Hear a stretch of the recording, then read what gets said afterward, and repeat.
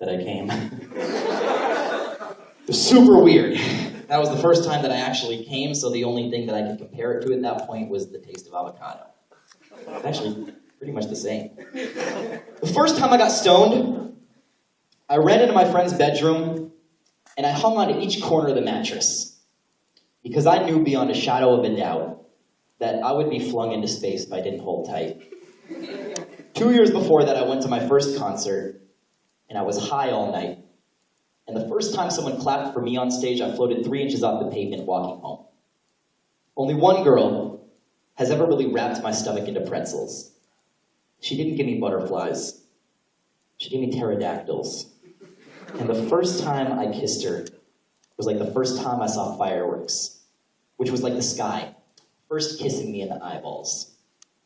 In high school, our self-defense counselor taught us that we could defend ourselves against a rapist by sticking a thumb into the corner of his eye socket and then popping it out like a grape.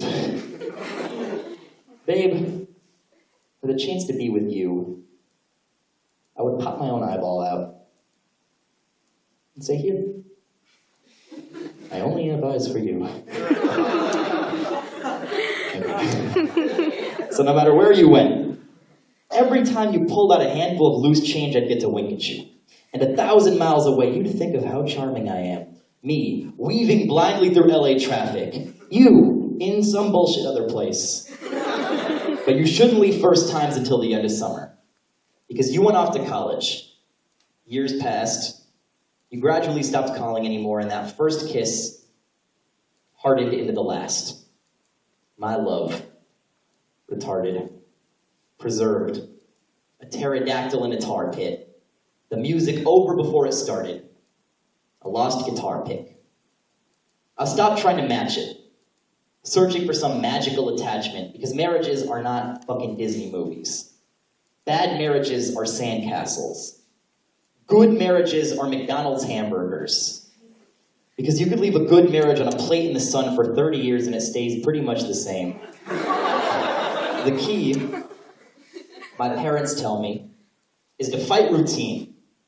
To make the smallest moments gleam and mean something. And if you feel yourself fading, you face paint your old and aging, jaded, creased-up cheeks gold-plated with a jar of first time. And if you need a youthful spruce-up, you grab a tube of that noob juice and lube up. And if you're hurting, rub the good stuff where you're burning. But a word of warning. First time tends to make the bad times worse. And there's the rub.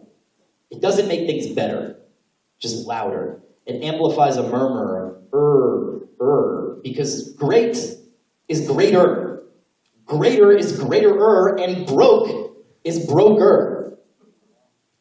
Bone, boner. Not a perfect formula. But the first time I kissed you, the door of your crappy Civic already half open, you said, I'm glad you did that. And I have a sneaking suspicion that for you it wasn't a first time. It was this one time. But I will remember that moment for the rest of my life, even if I have to arm wrestle Alzheimer's for it. And if I ever get a chance to kiss you again, a second time, I'm gonna lick you right across your face. Because I've already kissed you, but I've never licked you. And you'll say, why the fuck did you do that? And I'll say, hey sexy, did someone just slap you across the face with a banana slug, or is that a big shiny trail of first time on your cheek? Maybe we can go back to my place and get some first time on the sheets. That's worst pickup line. It's worth it.